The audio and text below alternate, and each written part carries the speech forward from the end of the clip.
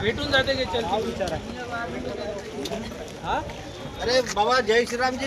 जय श्रीराम.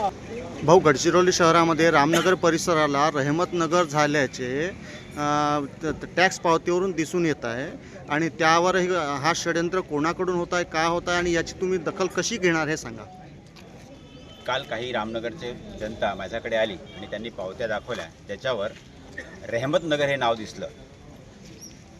नाव कुठलंही बदलायचं असेल, नामांतर करायचं असेल किंवा नवीन नाव ठेवायचं असेल तर त्यासाठी कायद्याचे काही नियम आहेत.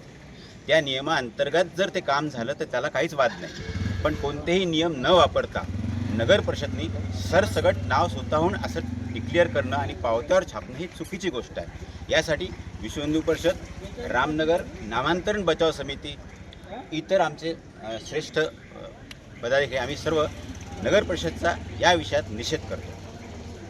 या सर्व घटनेमध्ये कुणाचा सहभाग आहे आणि कायदेशीर कुठली कारवाई आपण करणार आहात? यासाठीच आम्ही निवेदन दिलेलं आहे नगर परिषदमध्ये. CO आज सुट्टीवर आहेत असं आम्हाला कळलं. अधिकृत सुट्टी आहे की नाही हे माहीत नाही. डेप्टी COकडे आम्ही आमचं निवेदन सर्वांनी दिलेलं आहे. या निवेदनाअंतर्गत ते 8 दिवसात काय कार्यवाही करतात यावर आम्ही विचार करू. त्यानंतर आम्हाला कायदेशीर कारवाई किंवा सामाजिक मोर्चा काढणे किंवा निषेधासाठी पुन्हा तीव्र निषेध करायचा आम्ही सुरू करू.